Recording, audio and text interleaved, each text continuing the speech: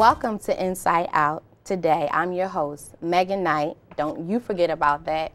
Today, we're going to be chatting with a phenomenal woman. She's definitely prominent as a motivational speaker. Have you ever heard of Meetup.com? Well, let me tell you about Meetup.com. That's where we stumbled across this great group that's called Black Women Who Want More. And if you haven't noticed, I'm a Black woman. I definitely want more. So I cannot wait to figure out what this organization is all about. Welcome, Renee Toppin. Thank you, Megan. Thank you for that awesome introduction. I really appreciate it. I meant that. And you're a Black woman who deserves more, absolutely, as we all do. Thank you. Our group is about empowering Black women. Okay. And often I'm asked, Black women who want more of what? And it's more of all of the best that life has to offer. Okay. And you get that by getting more out of you. Okay. We plan events that cater to the whole woman, your spirit, your mind, your body, your emotions. We're politically active, intellectually enlightened, and socially gracious. Did y'all get all that? So that's a whole lot right there. Absolutely. And we're about creating whole women. And when you're whole, you have the confidence to demand more out of life, out of your relationships, and out of everything that has to do with you. Amen to that. I know that's right. I have a question for you, Renee. Being a motivational speaker, what or who motivated you or inspired you to inspire? I would have to say it was my parents, my grandparents, and my upbringing. Okay. I was born and raised in a Christian home, and values were instilled. And as I got older, I strayed away from those values. And straying away from those values caused a lot of problems in my life, a lot of mistakes in my 20s, like a lot of us do. We make a lot of mistakes in our 20s and a lot of bad choices. Tell me about it. So hello, I'm here. That's me, okay? I have made a lot of mistakes, so I can relate with you by when you say that. What kind of mistakes, if you don't mind? I want to be candid. I want to be a transparent. Oh, you are trying to get all up in it, girl. Early on. Just a lot has to do with relationship mistakes that you make in your 20s, not being focused, not having that self-confidence and that self-esteem that if you don't have a group like this, if you don't have women like the women that we're trying to become in your life, in your teens and in your 20s, I got it from home and I strayed away from it.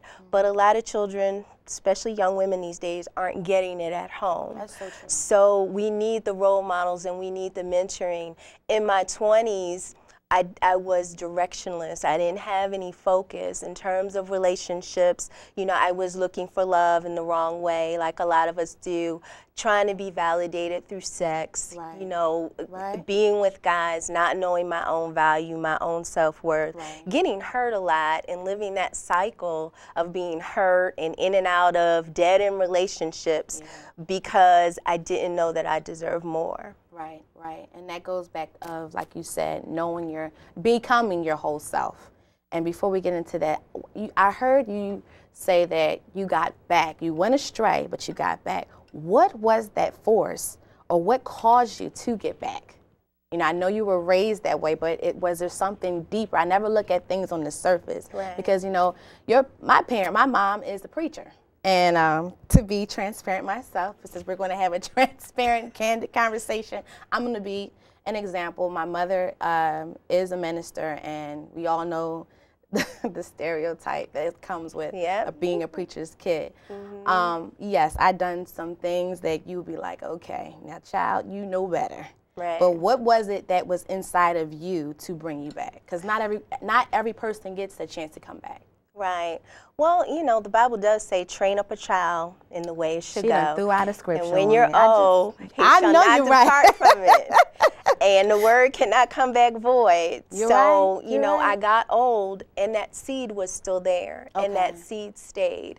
And there's a point where, as a prodigal daughter, you get to the point where you're in the pig pen, you're separated from your father, and then you decide, there's nowhere else to go but up. There's nowhere else to look but up. You're right. So I think all of us get to that point at some place, and God's mercy and grace allows us to live to that point. Some of us get there at 25, some of us get there at 30. And when we get to our motto, you'll see that our motto begins with Black women who want more are spiritually grounded. Okay. So wholeness begins with spiritual groundedness. Okay. And then it leads to the other 6 tenets of diamondhood. We refer to ourselves as diamonds, and the spiritual revelation of a diamond is deep. Yeah, it is. Deep. Yeah, it is. Yeah, I can only imagine. I love the fact that your motto is, it's pressing, it's pushing whole, becoming your whole self. To me, I'm more of a mathematical person, so I look at being whole as a value. Right. If you may, like a fraction. Right. And I definitely can see the spiritual side of it, because if you, to me, not making this super deep, to those who aren't spiritually grounded, but I am also spiritually grounded. I told you about my past, coming from a home that my mother's a minister. But having that connection with God, you know, that understanding who I am in Him allowed me to become whole at a later age. So I understand, and I definitely love the whole, the term whole, because once there is a value, you begin to value yourself. Absolutely. And you do make wiser, like you said, wiser and smarter decisions, you know, and you think things, the process is different once you have a value. So. Right. But what made you go astray? Because I know what made me go astray. But what made you go astray? What made me go astray was wanting to live my life on my own terms, and thinking that I knew better, and thinking that the confines of a structured religion or structured belief system was in fact confining, and that it was keeping me from having fun, and that it was keeping me from experiencing life. And so I broke out of it because I wanted to experience life. I wanted to have sex. I didn't want to wait till marriage. Marriage was afar off. I was 18, 19, you know, I'm like, I'm not going to wait till I get married. You know, I want to know what this sex thing is about. I want to be a woman. Yes. So not understanding, you know, you get out there and you start looking for love, not understanding who you are, not understanding men, not understanding relationships. You get into that. And then when you get into that, you're finally old enough to get into the club. So now I'm 21. Now I want to get in the club, and I want to get in the club, and then I want to have sex, and then, you know, so it's just kind of a cycle of, now that I'm in the club, I want to drink. So now that I'm in the club, I want to drink, and when I drink, I want to have sex, and now that I'm drinking and having sex, now I want to smoke. You know? So it's just It does. It's like a downward spiral. It really is. You gave the educated version. I just like things that feel good. And I'm sorry, sex at one point in time, it felt good, and I knew it was wrong. It was the fact of sneaking. Same thing, same reasons for you. Mine is more in layman terms. You gave the educated version, but I'm just going to keep it downright dirty. Sex is good, and I'm glad that God created it, and I know marital sex is even better, because you should wait for, you know, the one, and that's what I was raised to believe, but I was hard-headed, so I can definitely relate to what you're saying. I am thankful that I got the chance, just like you, to find myself back. But if I wasn't spiritually grounded, I'm just going to leave it at that. We already know where that leads. So if I did not have that structure from the home, and even if I didn't, my mother, you know, I give a lot of credit to my mom, because although she might have felt that it went in one ear out the other, but my spirit man, the inner me, received everything that she, you know, instilled into me, taught me. So I'm very grateful as well. And I just want to clarify, Megan, for your audience, that spiritual groundedness is not denomination specific. No, it's not Christian, it's not Protestant, it's not Hindu. It's being connected to a power source. Black women who want more, we are not a Christian organization. We are not, we don't teach spiritual specifics. Because that's more religion. We offer it. Yeah, that's more religion. A lot of people do get it twisted. They kind of combine the two, if you may, with spirituality and religion. And it's definitely, but to me, I acknowledge Him as God. My spiritualness is, to me, you know, that's my background. So, and I did grow up in a Christian home, so of course, that's where, you know, I get my source. You know, I know there's a greater source. And I just say it like it is. And me too. Yeah. You know, I acknowledge and affirm Jesus Christ as Lord, but the group is open to all, you know, and we respect all spiritual beliefs.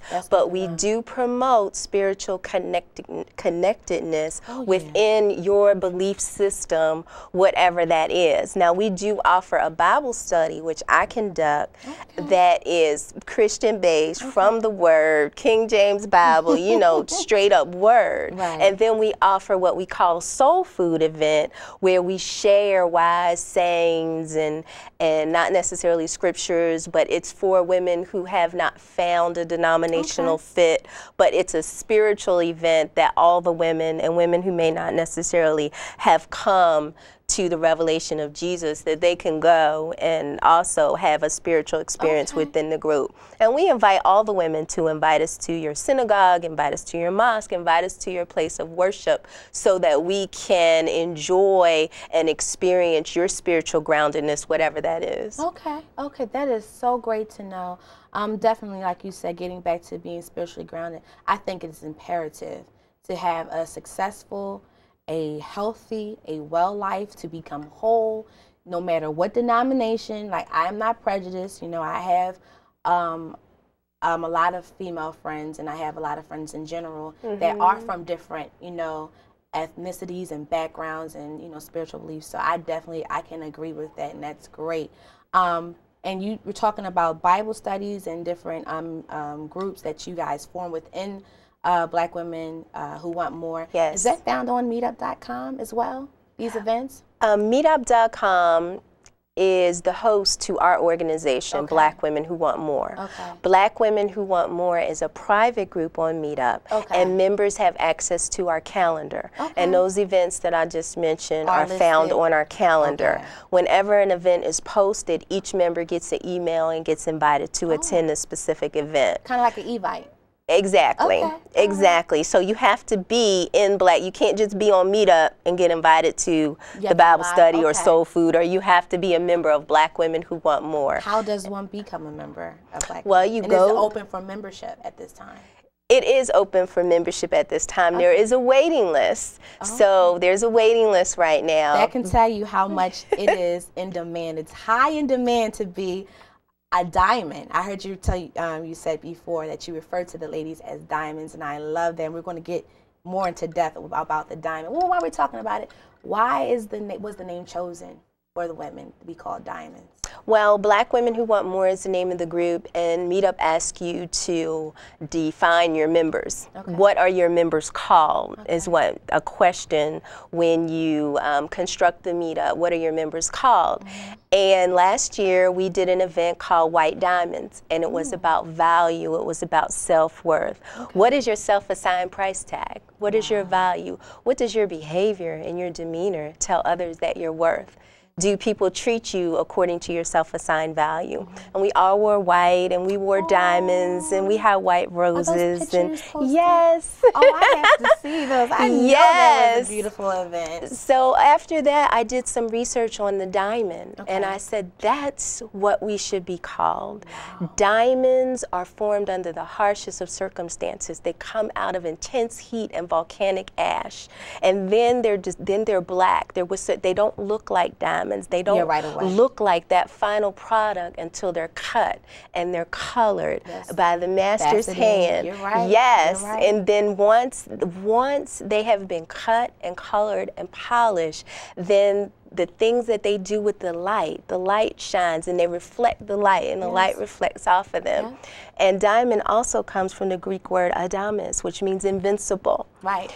So it was very, very profound to me when I started to research the history of a diamond. I looked it up myself, and I was amazed to find out after the cutting and, you know, the faceting of the stone, it appears as if it's flawless. Absolutely. And like you said, the light that it reflects, it's a beautiful thing. And what woman doesn't like diamonds? I heard that diamonds are a woman's best friend. Absolutely. So you would want to be called a diamond at the end of the day.